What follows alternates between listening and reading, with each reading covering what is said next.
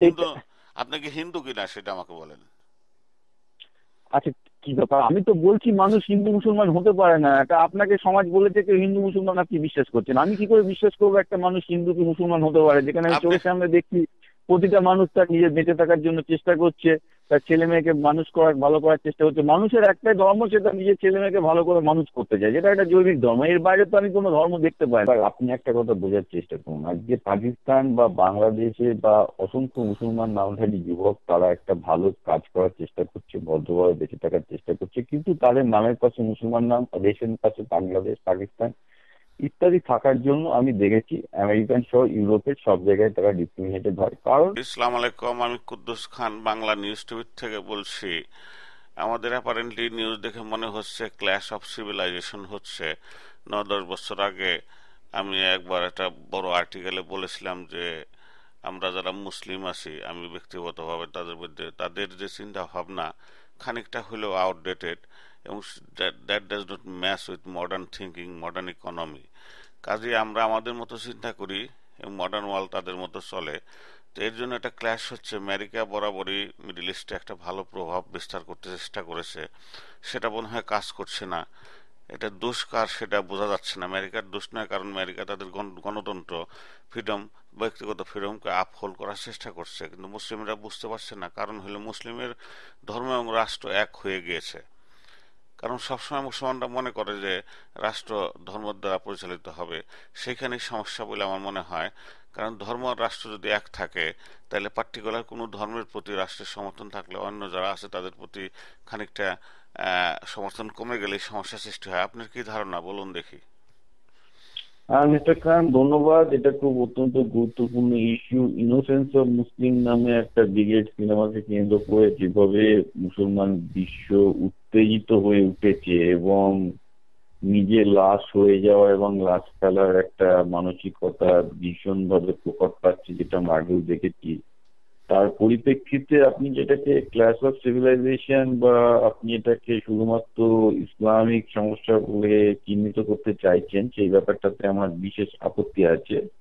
এই ব্যাপারটা নিয়ে আমি একটা আর্টিকেল আজকে লিখতে যেহেতু ছাপিয়েও দেবো, এবং আমার মতামতটা মোটামুটি ভাবে এরকম যে আপনি যে ক্লাসটা দেখছেন যে ইসলামের সাথে সভ্যতার সংঘাত হচ্ছে, অর্থাৎ আপনি যেটা বলছেন যে ইসলাম ইন্ডিভিজুয়াল ফ্রিডম বা ব্যক্তি স্বাধীনতাকে প্রশ্রয় দিচ্ছে না, যেখানে আজকে পাশ্চাত্যের আধুনিক সভ্যতা ব্যক্তি স্বতন্ত্রতা বা ইন্ডিভিজুয়ালের উপর দাঁড়িয়ে আছে, এই ক্লাসটা কোত্থেকে আসছে, এটা গভীরে গিয়ে আমাদের অনুসন্ধান করতে হবে। আমি মনে করি এই ক্লাসটার মধ্যে ইসলামীয় কিছু নেই। এই ক্লাসটা সাংঘাতিকভাবে ঐতিহাসিক এবং সমাজ বিবর্তনের মধ্যেই এর উত্তর এবং এর বীজ লুকিয়ে আছে। ব্যাপারটা খুব স্বাভাবিক। আমাদের বুঝতে হবে যে আজ থেকে 500 বছর আগে না হিন্দু ধর্মে, না খ্রিস্টানিটিতে, না আচ্ছা, এখানে ইসলামে একটু একটু মানুষকে। আমাকে একটু থামেন। হিন্দু ধর্মের কথা বলতেছেন, হিন্দুদের আমি যেটা দেখি আর কি, আমরা প্রতিবেশী হিন্দু রাষ্ট্র ভারত, আপনি সেখানে না নাগরিক। না না না না না না, আমি আমি আগে আমি আমাকে আমি বলতে শেষ দিন, করে আমার কথাটা শেষ। শেষ হয়নি। আচ্ছা হ্যাঁ, আচ্ছা, আমি আমার আমার এই উত্তরটা আসবে এর মধ্যে, এই উত্তরটা আচ্ছা আসবে। আমার এই আচ্ছা, বক্তব্যটা না বলেন শেষ হলে বলেন। আপনি বুঝতে পারবেন না। আচ্ছা, যেটা হচ্ছে বলেন। খুব স্বাভাবিক যে আজকে 300-400 বছর আগে ইউরোপে কি লোকের ব্যক্তি স্বতন্ত্রতা ছিল? ছিল না। সেখানেও খ্রিস্টানরা একইভাবে গ্যালিলিওকে পুড়িয়ে মেরেছে, কোনো ব্যক্তি স্বতন্ত্রতার স্থান ছিল না, চার্চ যা বলবে তাই হতো। আজ থেকে 300-400 বছর আগেও হিন্দু সমাজেও রক্ষণশীল সমাজের রাজা রাজা উজিররা যা বলবে, সমাজের নেতারা যা বলবে, সেটা আমরা রামমোহন বিবেকানন্দের মধ্য দিয়ে আমরা দেখেছি যে তারা কিভাবে ধর্ম সংস্কার করেছেন ধর্মীয় রক্তচক্ষুকে এড়িয়ে। সুতরাং আজকে মুসলমান সমাজের যে সমস্যাটাকে আপনি বলছেন যে ওদিকে মুসলমান সমাজের সমস্যা বা ইসলামের সমস্যা, এটা ইসলামের সমস্যা নয়, এটা একটা ঐতিহাসিক সমস্যা, যেখান থেকে অন্য ধর্মগুলো মুক্তি পেয়েছে আধুনিকতার কারণে। আর ইসলাম মুক্তি পায়নি, কারণ ইসলাম আধুনিকতাকে গ্রহণ করতে ব্যর্থ হয়েছে। এবং কেন ব্যর্থ হয়েছে সেটা যদি বলেন, আমাদের বিশ্লেষণটা কেন করা উচিত ধর্ম হিসেবে আপনি যদি বলেন হিন্দু মুসলমান বা ইহুদি ধর্ম আলাদা, আমি মানতে রাজি নই। প্রতিটা ধর্মেরই নৃতাত্ত্বিক দিক থেকে দেখলে আমি কখনো কোনো ধর্মে আলাদা কিছু পাইনি। এরা অনলি শুধুমাত্র সেই ধর্মের লোকেরাই মনে করে তাদের ধর্ম সেরা, অন্য ধর্ম ফালতু, কিন্তু বাস্তব হচ্ছে সব ধর্মই এক। আপনি জানেন যে ধর্মের সেটাই বৈজ্ঞানিক সংজ্ঞা হওয়া উচিত এবং হচ্ছে। কিন্তু আমি যেটা বলতে চাইছি, কিন্তু ইসলামে এই ব্যাপারটা আরো প্রকট হচ্ছে কেন? এই ব্যাপারটার একটা ঐতিহাসিক এবং সামাজিক প্রেক্ষাপট আমাকে খুঁজতে হবে। এবং আচ্ছা, সেক্ষেত্রে সেই ব্যাপারটা হচ্ছে এই যে সামাজিক হুম, প্রেক্ষাপটে তো যাবোই আমরা, জিনিসটা দীর্ঘ আলোচনার ব্যাপার, একদিন শেষ না করলে আবার করব। কিন্তু সমস্যাটা হয়েছে কি, যে মুসলমানরা হোয়াই সো ইমোশনাল, কারণ যে ঘটনাটা, আমি সেই প্রশ্নতেই আসছি, সেটা আপনি আমাকে বলতে দিন যে আমার কিন্তু মতটা হিন্দুর কি, যে কেন ইসলামটা পিছিয়ে পড়ে গেল। এটা লোকজনকে বুঝতে বলেন হবে কেন বলেন। ইসলামিক সমাজ অন্য ধর্মের থেকে পিছিয়ে পড়ে গেল। তার কারণ ইসলাম নয়, তার কারণটা ওই ইতিহাস। তো ইতিহাসটা হচ্ছে এই যে আপনি যদি আজকে দেখেন যে কিভাবে খ্রিস্টান ধর্ম লিবারাল হলো, কি করে হিন্দু ধর্ম লিবারাল হলো, এগুলো আধুনিক কালে হয়েছে। কেন হলো?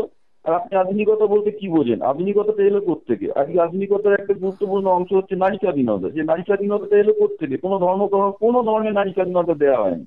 ইসলামেও দেয়নি, খ্রিস্টানিটিতেও দেয়নি, হিন্দুতেও দেয়নি। তাহলে নারী স্বাধীনতাটা এলো কি করে? এলো এই জন্যই, তার পেছনে একটা সোর্স অফ প্রোডাকশন, একটা উৎপাদন শক্তির একটা কাজ করছে। আজকে যখনই একটা শিল্প বিপ্লব হয়েছে ইউরোপে, 200 বছর আগে যখন ইউরোপে শিল্প বিপ্লব হলো, তখন দেখা গেল যে এই ধরনের সামন্ততান্ত্রিক স্ট্রাকচার, যেখানে একটা বাড়িতে 10টা ছেলে আছে চাষাবাদ করে খায়, তাদের দিয়ে তো কারখানা চলবে না। কারখানার জন্য দরকার শ্রমিক, যারা তার স্ত্রীকে নিয়ে একটা ছোট ফ্যামিলিকে নিয়ে আলাদা করে থাকবে।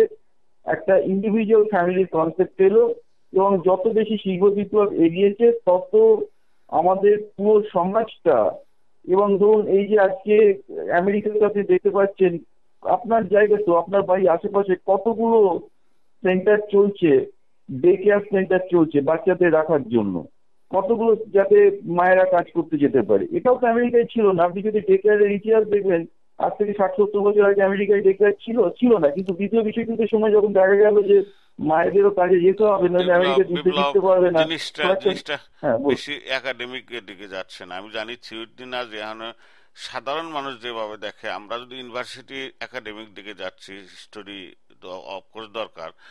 আমার ঘটনা হলো যে এই যে জিনিসটাকে ইজি করা যায় কিভাবে, মুসলিমরা যাতে কিছুটা টলারেট করে, এবং না, আমি সেই ব্যাপারটাতে তো আপনার সাথে আসছি। তাহলে আমার আমার বক্তব্য হলো, আজ থেকে 7 বছর আগেও, কিন্তু 70 বছর আগেও আমেরিকাতে মেয়েদের ভোটাধিকার ছিল না, এরকম হ্যাঁ, আপনি 65 এসছে, হ্যাঁ, রাইট, টেক পেতেন না।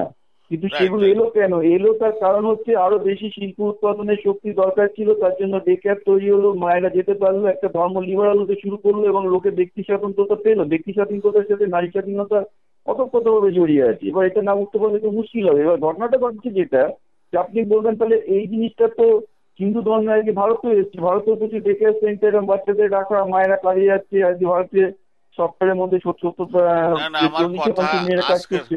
আজকের ভারত না, আমার কথা হলো ভারত আমাদের প্রতিবেশী। আপনি বলুন, যাই বলেন তাই বলেন, বাংলাদেশ মুসলিম মেজরিটির দেশ, মুসলিম দেশই বলা চলে। পাকিস্তান ছিল, সেটা তাই ছিল।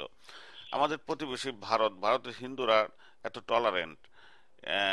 অফকোর্স কিছু ইনটলারেন্স আছে, কিছু রাইট রাইট হয়েছে, আমি বলতে পারবো। মুসলমানরা হয়তো বলবে যে রাইট কিছু করেছে হিন্দুরা, কিছু মুসলমানদের পিটিয়েছে, মসজিদ নিয়ে গন্ডগোল হয়েছে, কিন্তু 1 কোটি মানে 1 বিলিয়ন দেশের সেটা খুব বেশি বড় কিছু না। কিন্তু আমি মুসলমান সমাজে বড় হয়ে যেটা দেখেছি, সেটা হলো কি, আমাদের একটা ফিলিংই আছে, সে ফিলিংটা 100-200 বছরের ওল্ড, যে আমরা বড়, হুইচ ইজ এভরি রিলিজিয়ন, যেটা আপনি মেনশন করেছেন। কিন্তু সেই ফিলিংটা আমি হিন্দুদের মধ্যে দেখি না। তারা কোনো বড় কিছু দেখলে তাকে না, মেনে নেয়। সেই ফিলিংটা হিন্দুদের মধ্যে ও ছিল, আস্তে আস্তে সেটা ঠিক হচ্ছে। আপনি আমাকে উদাহরণটা দিতে দিন। আপনি যেটা বোঝার চেষ্টা করছেন, একটা ধর্মকে ধর্ম দিয়ে বোঝার চেষ্টা করছেন, কিন্তু সেইভাবে গেলে আমরা ভুল পথে এগোবো। আমার মতে কোনো ধর্মই আলাদা না। আজকে মুসলমানরা আচ্ছা, যে হিন্দু পরিমাণ ধর্মকে ধর্মীয় যুদ্ধ, মূল, না, হিন্দু ধর্মের যুদ্ধংদেহী মনোভাব আছে কিনা বলেন? হিন্দুরা যুদ্ধ করতে চায়? হিন্দু ধর্মেও যুদ্ধংদেহী মনোভাব আছে, হিন্দু ধর্মের গোঁড়া লোকেরা আছে। কিন্তু আপনি আমার উদাহরণটা ভালো করে না, শুনুন। হিন্দু ধর্মের আজকে দক্ষিণ ভারত, বলেন, না হিন্দু না না, ধর্মের। আপনি ভালো করে শুনুন। আজকে একটা আচ্ছা, ঠিক আছে। দক্ষিণ ভারতের লোকেরা ট্র্যাডিশনালি মুসলমানদের মধ্যেই সাংঘাতিক রকমের ধর্মপ্রিয় এবং ধর্মান্ধ এবং ধর্মীয় ভাবাবেগে ভাবিত। 3টে কথাই আমি ইউজ করবো, মুসলমানদের সাথে যেন ইউজ করবো, একইভাবে আমি দক্ষিণ ভারতের লোকেদের কথা ইউজ করবো। কিন্তু আপনি দেখুন দক্ষিণ ভারতের কর্ণাটক, তামিলনাড়ু বা হায়দ্রাবাদ লাস্ট 30 বছরে কিভাবে তারা গ্লোবাল ইকোনমির সাথে যত যুক্ত হওয়ার চেষ্টা করেছে, তত আমি দেখতে পাচ্ছি তাদের মধ্যে লিবারালাইজেশন আসছে। কারণ কি, তাহলে আজকে তারা যদি আমেরিকায় এসে সফটওয়্যার প্রফেশনাল হতে চায়, আজকে দক্ষিণ ভারতের প্রতিটা ছেলের স্বপ্ন সে ইঞ্জিনিয়ার হয়ে আমেরিকায় গোটা বিদেশে ঘুরে বেড়াবে, সে ভালো একটা কাজ করবে। তা এই যদি একটা লোকের অ্যাসপিরেশন হয় যে তাকে একটা আধুনিক উৎপাদন ব্যবস্থার সাথে যুক্ত হতে হবে, তাহলে ধর্মের থেকে সেই সমাজে অলরেডি আধুনিকতাটাকে প্রশ্রয় দেওয়া হবে। আজকে সেটা সেটা পাকিস্তান বা আচ্ছা, একটু শুনুন, আহমদাবাদে তো মুসলিম মেজরিটি জায়গা, ওইখানে রায়ট হয়েছে বরাবরই। আমি জন্মের পরে স্যার দেখেছি আহমদাবাদে হিন্দু মুসলমান মারামারি কাটাকাটি হচ্ছে ভারতে। তো সেখানে মুসলমানদের কি টলারেন্সটা বেড়েছে আপনি বলতে চান, আহমদাবাদে না, বা আমি দিল্লিতে? টলারেন্সটা বাড়েনি, তার একটা বড় কারণই হচ্ছে যে মুসলমান সমাজ এই আধুনিক উৎপাদন ব্যবস্থা মানে কি? আধুনিক উৎপাদন ব্যবস্থা মানে হচ্ছে IT, mechanical engineering, software, electrical engineering, এই যে বিভিন্ন পেশা, এই বিভিন্ন পেশার সাথে যুক্ত হয়ে যে নিজেকে তাহলে কি এইসব আপনি পেশার বলতে সাথে চান, বিপ্লব বাবু, আপনি কি বলতে চান যে টলারেন্স হইতে হলে আপনার মতো ইঞ্জিনিয়ার হতে হবে সকলকে, তা নাহলে টলারেন্স না, হবে না, না? না, আমি সেটা বলছি না, কিন্তু আমি যেটা বলছি যে আজকে বিশ্বে একটা ধর্ম বা জাতিকে লিবারাল হওয়ার সবচেয়ে ভালো প্রসেসটা হচ্ছে যে তাকে এই বিশ্বায়নের সাথে যুক্ত হতে হবে।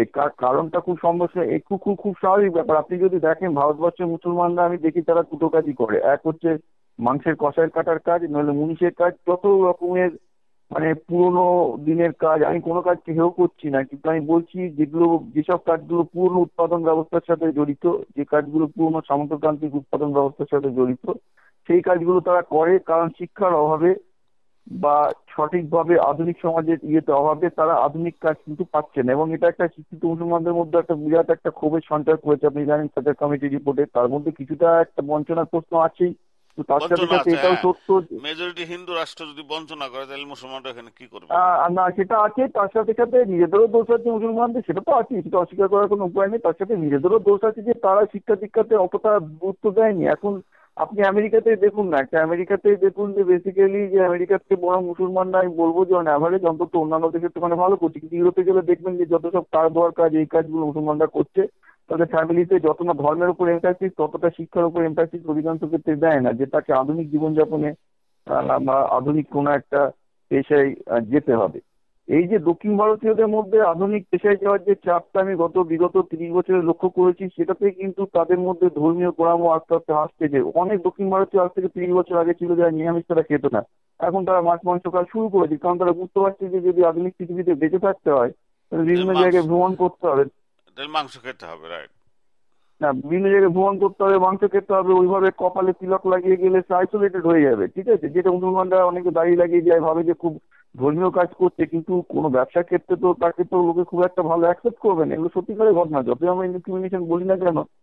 তো এই যে আধুনিক হওয়ার যে প্রচেষ্টা, যে আধুনিক হওয়ার যে প্রচেষ্টা, সেই প্রচেষ্টাটা আমি মনে করি মুসলমানদের মধ্যে আসেনি। তার কারণ হচ্ছে তেলের টাকা। আজকে সৌদি আরবে তেলের টাকা আসার জন্য অনেক মুসলমান অনেক সহজে তাদের পেট ভরার একটা সুযোগ পেয়েছে। সেই তেলের টাকাটা যখন আস্তে আস্তে এখন চলে যাচ্ছে, এবং জনসংখ্যা মুসলমান বিশ্বে এমন ভাবে বেড়েছে যে আজকে তেলের টাকায় তারা পেট ভর্তি করতে পারবে না।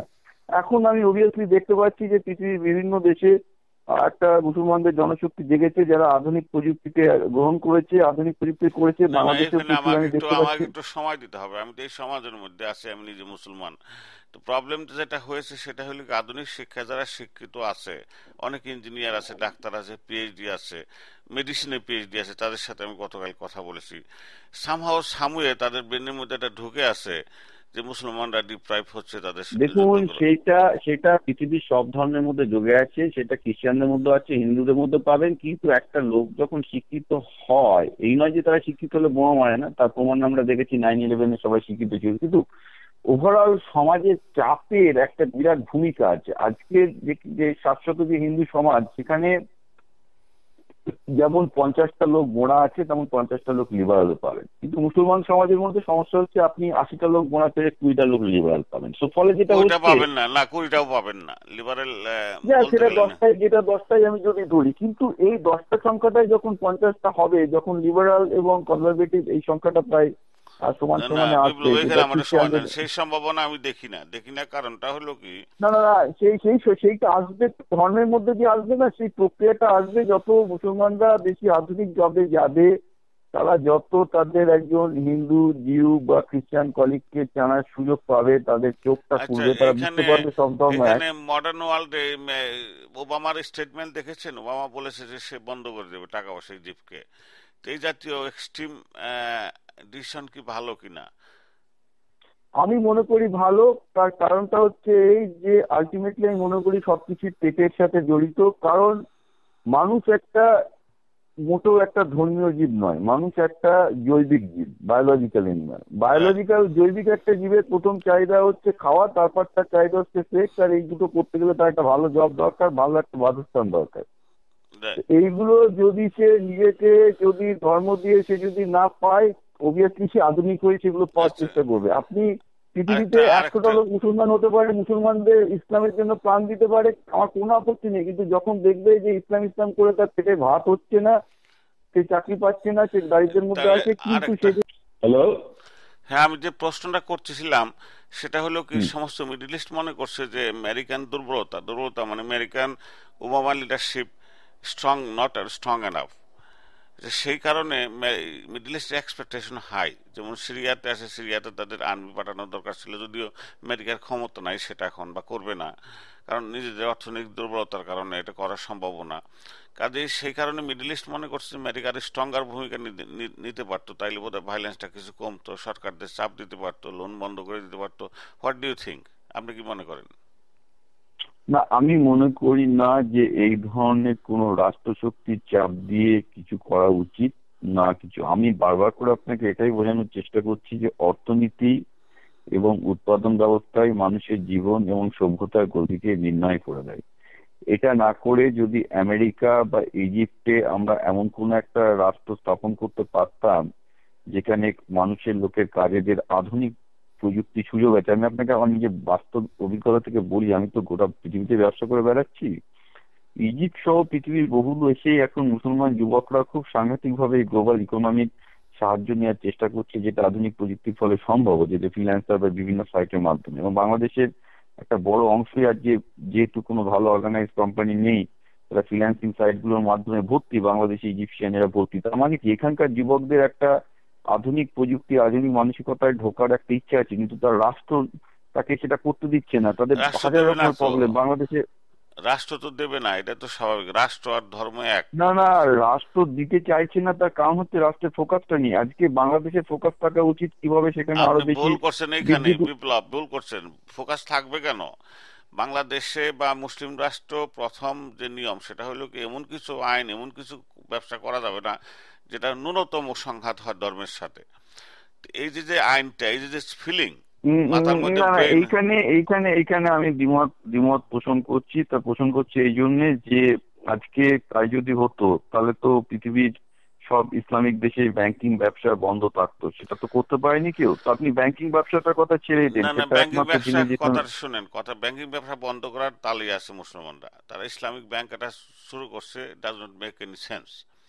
অন্য ব্যাংকে 8% ইন্টারেস্ট, দেখুন, ওই টাকা। ইসলামিক ইসলামিক ব্যাংক কোনো দেশে কোনোভাবে দাঁড়ায়নি, এগুলো ভুলভাল কনসেপ্ট। তো একটা হয়তো বোকা মুসলমানকে তারা বোকা বানিয়ে করে, এগুলো কোনোদিন দাঁড়ায়নি। সুতরাং আধুনিকতার চাপ, ওই যে আপনাকে বললাম, পেটের চাপ পড়লে ধর্ম বাপ বাপ করে পালায়। এই জিনিসটা যারা ধর্মগুরু তারাও বোঝে যে পেটের ছাড়া কিছু হয় না, যারা জামাতের লোক তারাও বোঝে, ওই জন্য তারা লঙ্গরখানা খুলে লোকজনকে আরো মানে স্কলারশিপ দিয়ে যেভাবেই হোক না কেন অর্থনৈতিক সাহায্য নিয়ে লোকজনকে ধর্মে না না, যেতে চান। এইখানে বিপ্লব, সেটা তো আমি আপনার সাথে একমত, এগুলো দ্বিমত করি না, কিন্তু সমস্যা যেটা হয়েছে, ইমোশন টু হাই। যেমন প্যালেস্টাইনে দেখেন তারা কত অভাব অনটনে আছে, পাশাপাশি ইসরায়েল ভালো অবস্থা আছে, না, যে কিন্তু ঘটনাটা হচ্ছে এই যে এটা মিডিয়া থেকে বাইরে করে দেখানো হচ্ছে অনেকটাই, যে তারা না একটা না, situation, victim of the situation হচ্ছে। আজকে যেটা ভারত পাকিস্তানের যে সিচুয়েশন, ভারত পাকিস্তানের যে বৈরিতা, ভারত পাকিস্তানের যে শত্রুতা, এই ভারত পাকিস্তানের কটা লোকের কাছে এটা ম্যাটার করে? কোনো লোকের কাছে ম্যাটার করে না। কিন্তু প্রবলেম হচ্ছে কি, যে পাকিস্তানের যেটা রাজশক্তি তারা এটাকে টিকিয়ে রাখবে তাদের নিজেদের স্বার্থের জন্য। কারণ আজকে যদি ভারত বিপ্লব, আপনি পাকিস্তানের। ভুল, আপনি ভুল ভুল। আপনি ভারত থেকে যেভাবে দেখছেন ঘটনা সেভাবে না। পাকিস্তানকে পাকিস্তান লিডাররা টিকিয়ে রাখছে না, পাকিস্তানের জনগণ, মুসলিম জনগণ, বাংলাদেশের মুসলিম জনগণ, তারা তাদের এটা তাদের। আমি আমি আমি আপনি মুসলিম আমি কথাটা জনগণ শেষ হিন্দু করি। জনগণ করে বেড়াচ্ছেন। আমি শুনুন, আমি আমি কোনো হিন্দু জনগণ মুসলিম জনগণ সারা জীবনে মানিনি, মানতে রাজি নই। আমার আপনি কাছে না সব মানেন তাতে জনগণই কিছু, জৈবিক জনগণ। শুনেন, আপনার মতো ইঞ্জিনিয়ার হইতে হবে তাহলে, ইঞ্জিনিয়ার হয়ে না, হাইলি তা নয়, তা নয়, সাদা সেটা ভুল। শুনুন, সাদ- যারা কৃষক, যারা দরিদ্র কৃষক দিন আনে দিন খায়, আপনি তারা কথাই কৃষক, তারা শুনছেন না, কথা মুসলমান কৃষকও শুনছেন না, না। হিন্দু কৃষকও না। কারণ আপনি আমি আপনাকে আপনি আবার বলছি যে মানুষ জৈবিক। আপনি বিপ্লব আপনি একটা চাপিয়ে দিচ্ছেন, আপনি একটা আইডিয়া চাপিয়ে দিচ্ছেন। জৈবিক আমি অ্যাকসেপ্ট করি, আপনার বক্তব্যটা আমার অ্যাকসেপ্ট করতে আপত্তি নাই, ওইট ইজ ট্রু, ওইটাই হলো মডার্ন কনসেপ্ট যে ধর্ম থেকে রাষ্ট্র আলাদা থাকবে। কিন্তু মুশকিলটা হলো কি, যখন আপনি কোনো মুসলিম, 52 মুসলিম স্টেট, আমি বিভিন্ন জায়গায় ঘুরেছি দেখেছি, যেখানেই যান ধর্মকে রাষ্ট্রের সাথে আলাদা করতে গেলেই তারা আপনাকে বোমা মারবে। বোমা মারবে এই কারণে, তারা মনে করে তাদের যে গুরু বা আমাদের গুরু। না দেখুন, পৃথিবীর প্রতিটা দেশে বিবর্তনের একটা জায়গা আছে। আজকে ভারতে তো একটা আপনি কথা ধর্মনিরপেক্ষ শুনছেন না, রাষ্ট্র, সেই বিবর্তনের জায়গা রাষ্ট্রটাকে। আছে, এত সময় নিচ্ছে কেন? 1000 বছর লাগছে কেন? 1000 বছর খ্রিস্টানরা বিবর্তন করেছে, না না না না না, 300 বছর এটা আগে। আমার মতে আমি আমি আপনাকে বলছি যে মুসলমান বিশ্বের যে 52টা দেশের কথা বলছেন, তারা আগামী 50 বছরে তার অন্তত মোর দ্যান 50%, 50% বেশি রাষ্ট্র ধর্মনিরপেক্ষ রাষ্ট্র হবে, হতে বাধ্য হবে, তা নাহলে তারা পৃথিবীতে টিকতে পারবে না। ইসলাম যে আধুনিক পৃথিবীতে টেকা যায় না। আধুনিক পৃথিবীতে টিকতে গেলে তাকে আধুনিক চিন্তা ধারণা, রাষ্ট্র পরিচালনা থেকে শুরু করে সব জায়গায় নিতে। আমি আপনাকে খুব সিম্পল উদাহরণ দিচ্ছি যে যে মানুষের, আমি সেটাই বলছিলাম যে এটা ইসলামিক বিশ্বেও আসতো, কিন্তু তেলের জন্য, যেহেতু সৌদি আরবের তেল তথা মুসলমান বিশ্বের তেল পেয়ে এই পদ্ধতিটাকে, ইসলামিক বিশ্বের আধুনিকরণের পদ্ধতিটাকে 30 বছর পিছিয়ে দিয়েছে। আজকে সেটা তারা হারে হারে টের পাচ্ছে। ব্যাপারটা খুব সাধারণ, আপনি একটা জিনিস বোঝার চেষ্টা করুন। আজকে যে ছেলেটা বাংলাদেশে বা ইজিপ্টে একটা চাকরি চাইছে, চাইছে ভদ্রভাবে বেঁচে থাকতে, সে কিন্তু জানে যে অর্থনৈতিক কারণে তাকে কাজটা ভারত থেকে নিতে হবে, আমেরিকা থেকে নিতে হবে, রাশিয়া থেকে নিতে হবে, ইউরোপ থেকে নিতে হবে, যাদের কালচার এক নয়। আর আমরা দেখেছি ব্যবসা করতে গেলেই, আমি যখন জাপানিজদের সাথে ব্যবসা করি, আমাকে জাপানি সংস্কৃতি মেনেই, যে তাদের যে এক্সপেকটেশন মেনেই কাজ করতে হয়। তারা যদি আমেরিকার সাথে ব্যবসা করতে যায়, আজকে আমেরিকার সাথে ব্যবসা করতে গিয়ে ভারতের আমেরিকানাইজেশন হয়েছে। কারণ তারা যদি আমেরিকান, ভারতে যেমন ধরুন না, খুব এখানে থামুন থামুন সংযুক্ত। থামুন, এটা একটা ইম্পর্টেন্ট পয়েন্ট, কারণ ভারতের সবচেয়ে বেশি ইনভেস্টমেন্ট এখন আমেরিকানদের। আমেরিকানদের ইনভেস্টমেন্ট সস্তা লেবার পেয়েছে। ভারতের এনভায়রনমেন্টটা ভালো ছিল, রিলিজিয়ানটা ভালো ছিল, হোস্টাইল না। আমরা বাংলাদেশে কয়েকজন চেষ্টা করেছে ম্যাকডোনাল্ড নেওয়ার জন্য। একটা উদাহরণ দিচ্ছি, ম্যাকডোনাল্ড কোম্পানি বলেছে তুমি কি গ্যারান্টি দিতে পারো তোমার দেশে আমি ম্যাকডোনাল্ড করলে আমি অ্যান্টি আমেরিকান লোকজন আমার গ্লাস ভাঙবে না? একটা গ্লাস ভাঙলে তো আমার অনেক টাকা নষ্ট হয়, আমি কেন এই ঝামেলার মধ্যে যাবো? তার চেয়ে দিল্লিতে যাই, কলকাতা যাই। এই যে যে ফিলিংটা, ফিলিংটা কিন্তু খানিকটা রিয়ালিটি আছে। রিয়ালিটি হচ্ছে যে ভারতের অবস্থাই ছিল ওইখানে ইনভেস্টমেন্ট করার মতো অবস্থা ছিল না। হ্যাঁ, এবার এবার আপনি একটা কথা বোঝার চেষ্টা করুন। আজকে পাকিস্তান বা বাংলাদেশে বা অসংখ্য মুসলমান নামধারী যুবক, তারা একটা ভালো কাজ করার চেষ্টা করছে, ভদ্রভাবে বেঁচে থাকার চেষ্টা করছে, কিন্তু তাদের নামের পাশে মুসলমান নাম, দেশের পাশে বাংলাদেশ, পাকিস্তান ইত্যাদি থাকার জন্য আমি দেখেছি আমেরিকান সহ ইউরোপের সব জায়গায় তারা ডিসক্রিমিনেটেড হয়। কারণ খুব স্বাভাবিক ব্যাপার, লোকজন এদেরকে বিশ্বাস করে না। কারণ এটা ইসলামের একটা ভীষণ বড় নেগেটিভ ব্র্যান্ডিং হয়ে গেছে, যেটা হয় আর কি। আমাদের তো পুরো মার্কেটিং ব্যাপারটা ব্র্যান্ডিং এর উপর চলে। তাহলে এখন প্রশ্ন হচ্ছে যে যখনই আপনি একটা ব্যবসাকে আপনার মোড অফ অপারেশন হিসেবে গ্রহণ করবেন, আপনাকে কিন্তু ব্র্যান্ডিং এর দিকে তাকাতে হবে। আজকে আপনি বাংলাদেশের থেকে একজন এক্সেলেন্ট প্রোগ্রামার হতে পারেন, ভালো হতে পারেন, কিন্তু যখন পর্যন্ত দেশটার ব্র্যান্ডিং ভালো না হচ্ছে, যেটা ভারতের কিছুটা পজিটিভ ব্র্যান্ডিং আছে, কিছুটা নেগেটিভ ব্র্যান্ডিং আছে, কিন্তু সেদিক থেকে দেখতে গেলে মুসলমান বিশ্বের প্রায় পুরোটাই নেগেটিভ ব্র্যান্ডিং। এই দেশটার ব্র্যান্ডিং কিন্তু পজিটিভ করতে হবে। দেশটার ব্র্যান্ডিং পজিটিভ করতে গেলে তাদেরকে সংস্কার করতেই হবে, কারণ তা না হলে আপনি তারা গ্লোবাল ইকোনমিতে তাহলে ঢুকতেই পারবে আপনাকে না। বিপ্লব পাল, আপনাকে যেটা করতে হবে, বাংলাদেশের বা পাকিস্তানের সমস্ত মানুষকে আপনার মতো ইঞ্জিনিয়ার হইতে হবে। কারণটা না, হলো মোটেও হতে সাধারণ। হবে না। আমি আমি দেখতে পাচ্ছি বাংলাদেশে সেই দাবিটা আস্তে আস্তে পাচ্ছি, খুব স্বাভাবিক। কতগুলো আপনাকে তিনটে আমি আমি উদাহরণ দিচ্ছি। আপনি জানি না আপনি বাংলাদেশের তোর থেকে জন্ম হয়েছেন, কিন্তু বাংলাদেশের খবর কতটা ফলো আপ করছেন। বাংলাদেশে এই মুহূর্তে তিনটে ঘটনা ঘটছে, যেটা একজন বাংলাদেশী হিসেবে আপনিও জানেন। একটা হচ্ছে এই যে প্রতিটা গার্মেন্ট ফ্যাক্টরিতে সাংঘাতিক ভাবে শ্রমিক অসন্তোষ পুঞ্জীভূত হচ্ছে। গার্মেন্ট ফ্যাক্টরি করে কোটি কোটি টাকা তাদের মালিকরা লাভ করছে, শ্রমিকরা পাচ্ছেন। আপনি জানেন যে মানে প্রতি মাসে প্রায় 2-1টা করে মারামারি এই ইয়ে হচ্ছে, রাইট? Right. সেকেন্ড একটা জিনিস যেটা দেখা যাচ্ছে, যে বাংলাদেশে একটা বড় অংশ আইটি ফাইটি শিখেছে, করে বিদেশ থেকে $2-1 কামাচ্ছে। প্রায় 2 লাখ মতো বাংলাদেশি এই মুহূর্তে, আপনি অবাক হয়ে যাবেন, তারা বিদেশ থেকে টোটাল ফ্রিল্যান্সার সাইটের মাধ্যমে কিছু ইনকাম করা শুরু করেছে, এবং সংখ্যাটা আস্তে আস্তে বাংলাদেশে বাড়ছে। কিন্তু তাদের কোনো ইনফ্রাস্ট্রাকচার নেই, তারা না পাচ্ছে বিদ্যুৎ, না পাচ্ছে ইয়ে। আমার একটা বাংলাদেশে একটা ভেন্ডার আছে আর কি, খুব ভালো কাজ করে, কতগুলো কাজ আমি ওকে করতে দিই। তো সে, তাকে 4 দিন মাঝে মাঝে পাওয়া যায় না। তারপর 4 দিন বাদে সে জিজ্ঞেস কি হয়েছে, বলে, দাদা কারেন্ট ছিল না। আমি কিন্তু একটা জেনারেটর বলবো, ওসব বলে বাংলাদেশে প্রচন্ড কষ্ট হয়ে যাবে।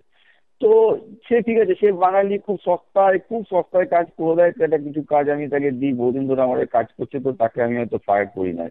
কিন্তু আপনি বুঝতে পারছেন যে একটা গ্লোবাল ইকোনমিতে যদি বাংলাদেশের এই ছেলেটাকে যদি টিকতে হয়, সেও তো জানে যে তাকে নিজে বেঁচে থাকার জন্য রাজনৈতিক প্রসেসে তার এমন একটা প্রসেস দরকার যেটা তার জন্য ইলেকট্রিসিটি, ব্যান্ডউইথ এগুলো সিকিউর করতে পারবে, নাহলে তাও সেও তো মারা যাবে আস্তে আস্তে। না, এখানে কথাটা একটা ভালো কথা এনেছেন, কিন্তু ঘটনা হলো বাংলাদেশ হচ্ছে একটা গ্যাংস্টারদের দেশ।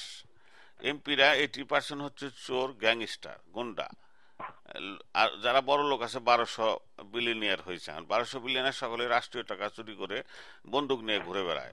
আমার বন্ধু আছে একজন, এবং আমার ছোট ভাই ধনী, তার একটা বাহিনী আছে, সেই বাহিনী পালতে হয়, বেরোতে হলে তাকে ওই আর্মি নিয়ে বেরোতে হয়, শোকট। না না না, সেটা সেটা তাহলে কম এই যদি বেশি ভারত। অবস্থা হয়, এই যদি অবস্থা হয়, তো সেখানে মডার্ন ইকোনমি দাঁড়াবেন কেমনি? মডার্ন ইকোনমি মানে হচ্ছে না খালি না, সেটা দাঁড়াবে কারণ সাধারণ লোকজনই চাইবে। কারণ আজ থেকে 7-8 বছর আগে যখন বিএনপি শাসন ছিল, সেই কালে বাংলাদেশের অবস্থা আমি দেখেছি আরো খারাপ ছিল। তারপর আওয়ামী লীগ এলো, আওয়ামী লীগ আসার পর আমি দেখতে পাচ্ছি বাংলাদেশের অবস্থা আগের থেকে অনেক ভালো হয়েছে। এখনো আওয়ামী লীগের মস্তানি গুন্ডামি চলছে, সেসব খবর পাচ্ছি, সবই ঠিক আছে। কিন্তু তারপরেও আমার বক্তব্য হচ্ছে এই যে আপনি একটা বিবর্তনে আপনাকে বিশ্বাস করতে হবে। বাংলাদেশ আজ থেকে 10 বছর আগে যা ছিল তার থেকে আমি দেখতে পাচ্ছি সে অনেক অনেক উন্নতি করেছে। সেই উন্নতির প্রেসারেই আজকে ভারতবর্ষ, আমি এটা দেখতে পেয়েছি, ভারতবর্ষ আগে 20 বছর আগে অনেক দুর্নীতি ছিল, 10 বছর আগেও ছিল, এখনো আছে। কিন্তু 10 বছর আগে ভারতবর্ষে কেউ দুর্নীতি গেলে তাকে জেলে যেত হতো না, কিন্তু আর 10 বছর বাদে করাপশন বিরোধী আন্দোলন, সুপ্রিম কোর্ট এত অ্যাক্টিভ হয়ে গেছে, অন্তত আমরা 5-6টা মিনিস্টারকে ভারতবর্ষ জেলে পাঠাতে পেরেছি কমপ্লিটলি, আচ্ছা, যেটা আগে ভাবা যেত না। বিপ্লব বিপ্লব তো আপনি হিন্দু, আপনি কি হিন্দু কিনা সেটা আমাকে বলেন। আচ্ছা, কি ব্যাপার? আমি তো বলছি মানুষ হিন্দু মুসলমান হতে পারে না। এটা আপনাকে সমাজ বলেছে কেউ হিন্দু মুসলমান, আপনি বিশ্বাস করছেন। আমি কি করে বিশ্বাস করবো একটা মানুষ হিন্দু কি মুসলমান হতে পারে, যেখানে আমি আপনি চোখের সামনে দেখছি প্রতিটা মানুষ তার নিজের বেঁচে থাকার জন্য চেষ্টা করছে, তার ছেলে মেয়েকে মানুষ করার, ভালো করার চেষ্টা করছে। মানুষের একটাই ধর্ম, সেটা নিজের ছেলে মেয়েকে ভালো করে মানুষ করতে চায়, যেটা একটা জৈবিক ধর্ম। এর বাইরে তো আমি কোনো ধর্ম দেখতে পাই না। বাকি যে ধর্মটা আছে আপনাকে লোকে বলেছে, আপনি বিশ্বাস করছেন, সমাজ বলছে, মিডিয়া বলছে, বিশ্বাস করছেন। কারণ আমার কাছে ধর্ম ব্যাপারটা একটা পুরো কৃত্রিম, একটা ফিকটিশিয়াস জিনিস।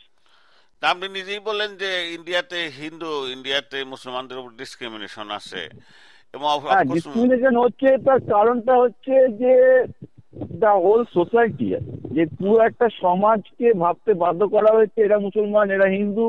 মুসলমানরা ভাবছে তারা মুসলমান, হিন্দুরা ভাবছে তারা হিন্দু। তো এইভাবে যখন মানুষ নিজেদেরকে ভাবতে শুরু করে, তো তখন তো একটা পার্থক্য আলাদাভাবে এসেই যায়। সেটাই তো সবচেয়ে আমাদের দুর্ভাগ্য, যে ধর্মগুলো সেইভাবে তৈরি হয়েছে। এবং আপনি যদি একটু ভালো কিন্তু করে আপনার দেখেন তাহলে আপনি, হিন্দু ধর্মে কি ভাইলেন্স আছে? ভাইলেন্স শুরুতে হিন্দু ছিল। ধর্ম তো তৈরি হয়েছে যুদ্ধক্ষেত্র থেকে। হিন্দু ধর্মের মতো ভায়োলেন্ট ধর্ম পৃথিবীতে নেই, হতে পারে না, কারণ হিন্দু ধর্ম তৈরি হয়েছে যুদ্ধক্ষেত্র থেকে। আচ্ছা, হিন্দু ধর্ম তৈরি হয়েছে যুদ্ধক্ষেত্র থেকে, হিন্দু ধর্মের মতো ভায়োলেন্ট ধর্ম হতেই পারে না, খুব প্র্যাকটিক্যালি স্পিকিং। কিন্তু সেটা প্রশ্ন নয়, প্রশ্ন হচ্ছে ধর্মে কি লেখা আছে তাই দিয়ে ধর্মের লোকেরা কি করছে, হিন্দুরা কি করছে, মুসলমানরা কি করছে, এগুলো বিচার করা যাবে না। কারণ Bangladeshi Hindu is not same as Saudi আরবের হিন্দু, বা পাকিস্তানি, সরি, বাংলাদেশের যে মুসলমান সে সৌদি আরবের মুসলমান বা সে পাকিস্তানের মুসলমানের সাথে এক হতে পারে না। প্রত্যেকের একটা নিজস্ব মাটির একটা ঐতিহ্যগত অংশ আছে। একজন বাংলাদেশি যেমন কিছুটা মুসলমান, সে তার অস্তিত্ব অনেকটা বাঙালিত্ব আছে। কিন্তু না, আপনারা যেটা ভুলে যাচ্ছেন সেটা হচ্ছে এই যে, যেটা এইভাবে কাউকে হিন্দু মুসলমান বলে আলাদা করা যায় না, এটা মিডিয়া আলাদা করে। মূল ব্যাপারটাই হচ্ছে যে আবার আপনি একটা, মিডিয়াকে দোষ দিচ্ছেন। আমি দেখি ফিলিং, আমি নিজে মিডিয়া চালাই বিপ্লব, আপনি মিডিয়ার মানুষ। আমরা চেষ্টা করতেছি, আমি সমস্ত জীবনই চেষ্টা করেছি যে বাংলাদেশে কিছুটা সেকুলার মনোভাব আসুক। এবং একটা ইন্টারেস্টিং ব্যাপার, পাকিস্তান খুব সাংঘাতিকভাবে ধর্মীয় রাষ্ট্র ছিল। সেই রাষ্ট্রকে বিরোধিতা করতে করতে বাংলাদেশের জন্ম, এবং বাংলাদেশের জন্ম বেশিরভাগ লোকই দেখবেন হিন্দু ইন্ডিয়ার প্রতি দুর্বল। কারণ হলো তাকে ফাইট করতে, যখনই ফাইট করছে তখন হিন্দু দাদা বাবুদের কাছে পেয়েছে, সাথে পেয়েছে, পাকিস্তানকে ফাইট করছে। নট দ্যাট যে ধর্মের বিরুদ্ধে ফাইট। কারণ পাকিস্তান প্রথম যেটা শুরু করছে, যে সেটা হলো কি, রবীন্দ্রনাথের গান গাওয়া চলবে না, কারণ রবীন্দ্রনাথ হিন্দু। এই যে কথাগুলো বলেছে, তার জন্য আমাদের কন্টিনিউয়াসলি ফাইট করতে হয়েছে। ফাইট করতে করতে খানিকটা আমরা মুসলমান তো কমিয়েছি, যতটা কমিয়েছি ততটাই ভালো হয়েছে, আর একটু কমাইতে বলে ভালো হতো। কিন্তু সেটা আবার হঠাৎ করে ব্যাক হয়ে যাচ্ছে এই বাংলাদেশ হওয়ার পরে দেখুন, 10 এই এই ব্যাপারটা আপনি যেটা বলছেন যে ব্যাক হচ্ছে, এর পেছনে ছিল সৌদি আরবের টাকা। সৌদি আরবের টাকা এখন মারা যাচ্ছে। সৌদি আরব এখন নিজে কিভাবে খেয়ে বাঁচবে তার চিন্তা তাদেরকে করতে হবে। তেলের টাকা চলে গেলে যখন প্রতিটা লোককে পেটের দায়ে বিদেশে গিয়ে চাকরি করে বা বিদেশের অর্থনীতির সাথে যুক্ত হয়ে খেতে হবে, সে ইসলামিয়ত টিকতে পারবে না। কারণ আমার বাংলাদেশে প্রচুর এরকম ইয়ং ছেলে যারা নিজেরা ছোট ছোট ব্যবসা করে করার চেষ্টা করছে, এরকম প্রচুর লোকের সাথে, ছেলেদের সাথে আলাপ আছে, তারা যথেষ্ট আধুনিক। আমি জানি না আপনি তাদের কোন মধ্যে হয়তো, বাংলাদেশ ছিলেন। না আপনি খুব ভুল রিড করছেন, তাদের আপনি মধ্যে হয়তো আমাকে তাদের আমার সমাজ, কথাটা তারা শুনেন হয়তো, একটু। না না না আমার তারা আমার হয়তো, একটু বলতে দেন, আমাকে বলতে দেন। সেটা হলো বাংলাদেশে আমরা বাংলা নিউজ টিভির একটা ইউনিট করবার চেষ্টা করেছি, বুঝছেন। সেখানে হুম, আমি না ভালো মানুষ পাই না মুসলিম মানুষ, সব বাটপাট টাউট, কোনো পয়সা দিয়ে কোনো কাজ করানো যায় না। পয়সা দিলেই হুম, খেয়ে ফেলে, কাজটা করে না, এক্সকিউজ দেয়। তো সেইটাও আপনার সত্যি নয়। তা আমি তো একটা ভারতের লোকে বাংলাদেশিকে দিয়ে প্রচুর ক্রেডিটে কাজ করাচ্ছি, আমার হয়ে প্রচুর কাজ করছে, তো আমার তো এ অভিজ্ঞতা তা না। আমার তো দেখেছি আমার যারা বাংলাদেশি আমি ভেন্ডার খুব জানি না, ভালো কাজ জানি না করছে। আপনি, আপনার অভিজ্ঞতা কি, আপনি কি ফেরেশতা হয়েছেন নাকি ভগবান হয়েছেন, না আই আমি ডোন্ট নো। ফেরেশতা হইনি, কিছু হইনি, কিন্তু আমার অভিজ্ঞতা হচ্ছে আমি যেসব বাংলাদেশ ভেন্ডারের সাথে কাজ করেছি প্রত্যেকে অত্যন্ত ভালো। সুতরাং আপনি বাংলাদেশের দুর্নাম করছেন। আমি দেখেছি যে বাংলাদেশি ছেলেরা অত্যন্ত সৎ এবং পরিশ্রমী, এবং তারা সৎভাবে বাঁচার চেষ্টা করছে, এবং তাদের এই প্রচেষ্টার সাথে আপনার কথা কখনোই খাপ খায় না, কারণ আমি তাদেরকে ফার্স্ট টাইম দেখছি, তারা আমার কোম্পানির কাজ করছে, আচ্ছা, অনেক এবার আমরা কাজ করে। মিডল ইস্টে আসি, আমরা অন্যদিকে যাচ্ছি। কি হবে বলেন দেখি, মিডল ইস্টের সব দেশ এখন শুরু হয়েছে অ্যান্টি আমেরিকান। দেখুন, মিডিল ইস্ট থেকে শুরু করে এইসব দেশগুলোর মূল সমস্যা হচ্ছে যে এদের যত না সম্পদ আছে, যত না খাদ্য সম্পদ আছে, তার থেকে জনসংখ্যা বৃদ্ধি হয়েছে অসম্ভব রকমের বেশি।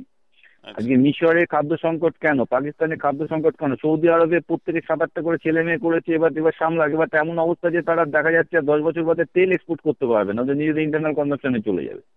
আচ্ছা। তো ব্যাপারটা হচ্ছে কি, আপনি যেটা বললেন, আমি যেটা বললাম, যে আধুনিকতাকে এমবেস না করে ওরা একটা পুরনো সামন্ততান্ত্রিক ইসলামিক সমাজে বাঁচতে চেষ্টা করেছে, সেটা তো কিন্তু হচ্ছে না। এইখানে একটা তো সেটা প্রবলেম কি আছে, হবে, তো এখানে এখানে তো একটা। খুব কি হচ্ছে, ওরা প্রথমে যেটা হবে, প্রথমে না সেই না ডিক্টেটর বিপ্লব, গুলোকে আমাকে একটু সরিয়ে একটা থামুন, একটু থামুন। ঘটনা হয়েছে কি, মুসলমান হিসাবে আমি যেটা মনে করি সেটা হুম, হলো কি, যে যখন কোনো ক্রাইসিস শুরু হয়, খাদ্যের হুম, ক্রাইসিস হোক, সামাজিক সম্পর্ক হোক, আমরা হুম, আশ্রয় নেই আল্লাহর কাছে বা ধর্মের কাছে। হুম, সে হুম। একটা না আমি স্টেজ। আমি না আমি রাজি না। আমি মনে করি যে একটা মানুষের যখন পেটে খিদে থাকে সে কোনো ধর্মের হয় না, সে হয় ক্ষুধার্ত। একটা মানুষের যখন পেটে খিদে থাকে, তাকে আপনি যদি বলেন যে তুই এই নারায়ণের পুজো কর, পেটে দুটো খিদে পাবি, প্রতিটা মুসলমানও তাই করবে। কোনো হিন্দুর পেটে যদি খিদে থাকে, প্রচন্ড খিদে থাকে, তাকে বলা হয় যে তুই নামাজ পড়বি, তো সে নামাজ পড়বে। এটা হচ্ছে আমার থিওরি।